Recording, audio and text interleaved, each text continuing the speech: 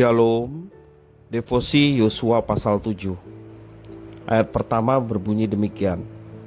Tetapi orang Israel berubah setia dengan mengambil barang-barang yang dikhususkan itu, karena Akan bin Karmi bin Zabdi bin Zerah dari suku Yehuda mengambil suatu dari barang-barang yang dikhususkan itu.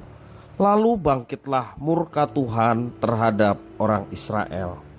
Demikian firman Tuhan. Berbekal kemenangan atas Yeriko, bangsa Israel yakin akan mendapat kemenangan melawan kota Ai. Untuk melawan kota Ai yang kecil, lebih kecil dari Yeriko, bangsa Israel mengutus 3.000 orang untuk maju berperang. Namun bukannya mendapat kemenangan, bangsa Israel justru lari dari orang-orang Ai. Kekalahan ini memilukan bagi Yosua dan bangsa Israel. Setelah Yosua mengadu kepada Tuhan, didapati bahwa kekalahan tersebut disebabkan oleh karena Akan yang melanggar perintah Tuhan dengan mengambil barang yang dikhususkan yang tidak boleh diambil ketika mengalahkan Yeriko. Keinginannya yang tidak dapat dikendalikan atas barang-barang yang bagus dan indah seperti perak dan emas itu mendatangkan kekalahan bagi bangsa Israel. Hal ini membuat Akan jatuh dalam dosa besar hingga akhirnya mencelakai dirinya sendiri beserta seluruh keluarganya. Harta Akan dan seluruh barang-barang khusus yang ia ambil serta anak-anaknya dilempar batu dan dibakar api hingga musnah.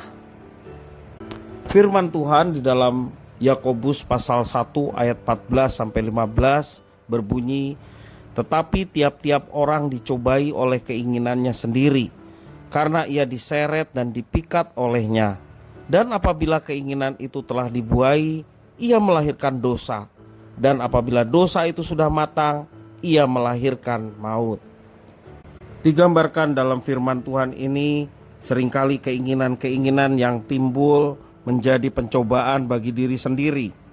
Keinginan-keinginan yang tidak diuji sesuai dengan firman Tuhan dan kehendak Tuhan, bila tidak dikendalikan, akan semakin menyeret dan memikat hingga mengakibatkan kejatuhan dalam dosa yang membahagiakan. Belajar dari kisah Akan, tidak bisa mengendalikan keinginan yang tidak sesuai dengan firman Tuhan bisa berdampak besar dan mencelakakan diri sendiri maupun juga orang lain.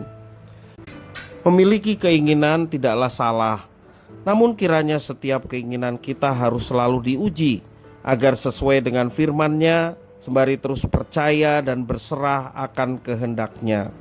Menguji dan menyerahkan keinginan pada Tuhan menghindarkan diri dari pencobaan dan kejatuhan.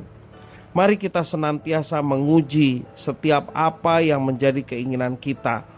Apakah keinginan kita itu sesuai dengan kehendak-Nya, atau hanya ambisi kita, atau juga hanya memuaskan hawa nafsu kita? Jangan sampai apa yang kita inginkan bertentangan dengan apa yang dikehendaki oleh Tuhan.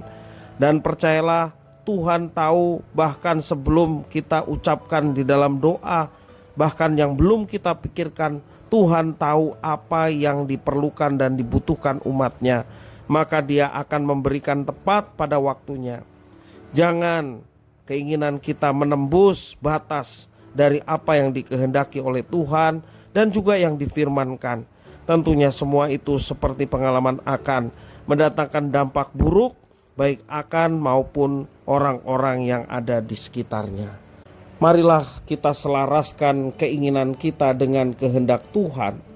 Tak kala kita tahu bahwa apa yang kita inginkan itu hanya untuk diri kita sendiri atau memenuhi hawa nafsu kita. Mari kita bertobat dan mohon pengampunan supaya kita berbalik dari keinginan yang salah. Tetapi keinginan kita harus sejalan dengan apa yang dikehendakinya dan apa yang difirmankannya. Dan tentulah Tuhan akan memberikan tepat pada waktunya. Terlebih apa yang kita inginkan adalah sesuatu yang baik, sesuatu yang membangun baik diri kita maupun orang lain. Tuhan pasti akan memberikan yang terbaik sesuai dengan kehendak dan keinginan hatinya memberkati umatnya. Tuhan Yesus memberkati.